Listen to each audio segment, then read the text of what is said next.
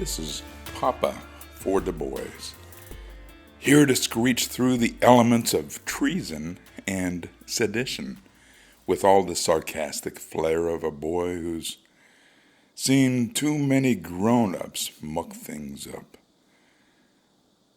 Buckle up, because I'm banging this drum with maximum snark, and I'm not holding back on the absurdity of it all.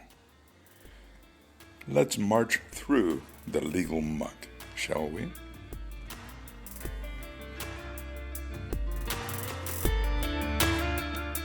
Treason.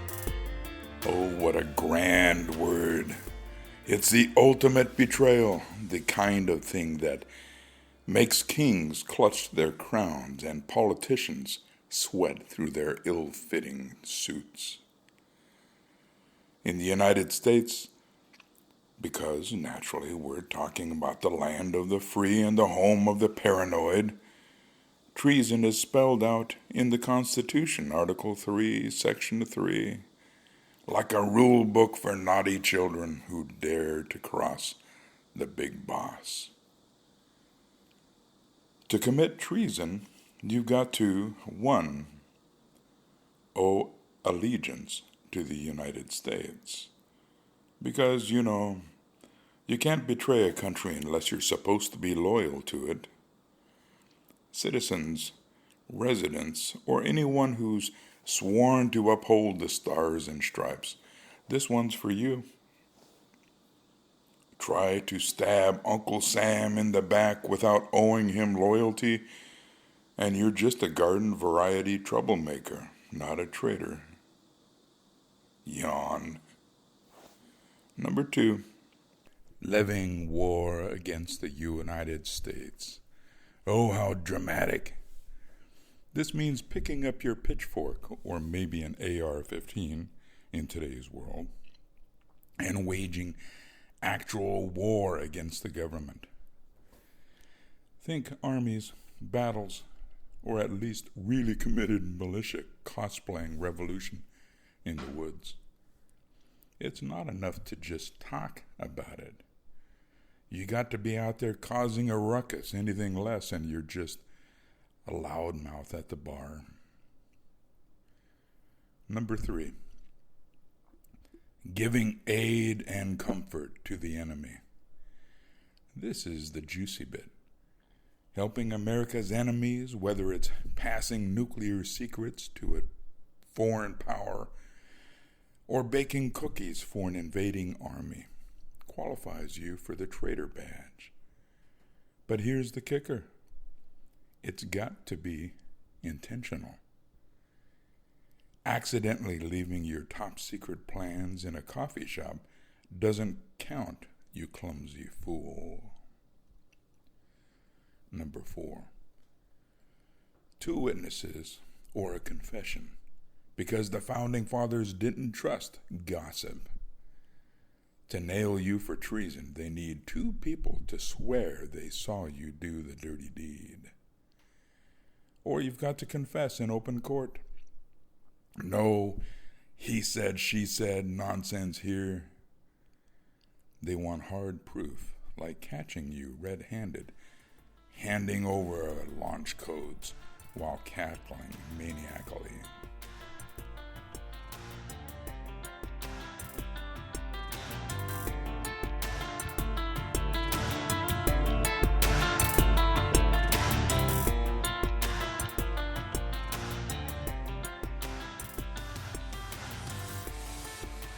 Now let's talk about sedition. The lesser cousin of treason, but still spicy enough to get you in hot water. Sedition is like treason's annoying little brother, always stirring up trouble, but not quite ready to start a full-on war. It's about inciting rebellion or undermining the government without crossing into treason's high-stakes territory. The elements? Oh, let me drum this out. 1, conspiring to overthrow or disrupt. Sedition loves a good conspiracy. Let a group together whisper about toppling the government, or plan to blow up a federal building and you're in sedition territory. It's all about intent to mess with the system, whether through force or just really loud propaganda. Number 2, inciting violence or rebellion.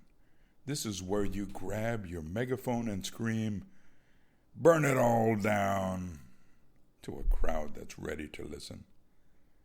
Sedition doesn't require you to actually start the revolution, just to get everyone riled up enough to try.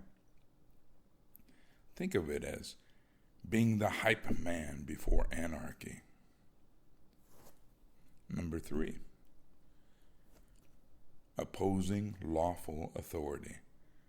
If you're actively working to undermine the government's ability to function, like organizing a mob to storm a courthouse or spreading lies to destabilize the system, that's seditious. It's less about war and more about chaos, darling. Number 4, overt acts.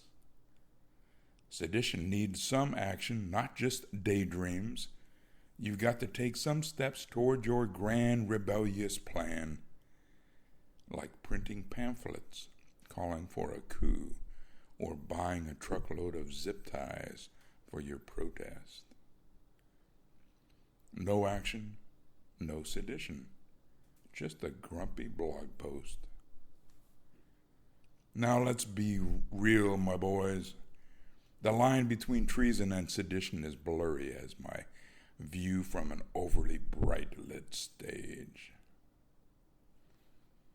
Treason's the big leagues, war and betrayal with a side of espionage. Sedition's more like the warm-up act, stirring the pot without quite boiling over.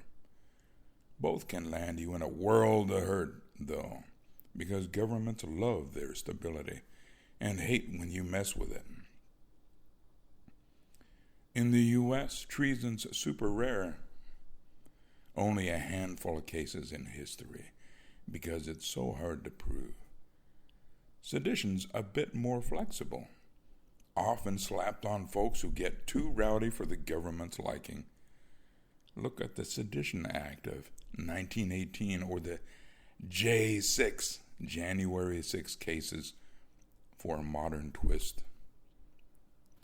People got charged for seditious conspiracy just for planning to disrupt Congress's little vote-counting party. Such a farce. Think now about Obama and his pathetic inner circle at the end of his presidency. Definitely not a farce, but clearly at least sedition, though the liberal courts are unlikely to find it. Sarcasm aside, these laws exist to keep the ship of state from sinking. But they're also sharp tools for silencing dissent if the powers that be feel cranky. So watch what you say, unless you want to star in your own courtroom drama. Now, if you'll excuse me, I've got a ballad to compose and a world to mock.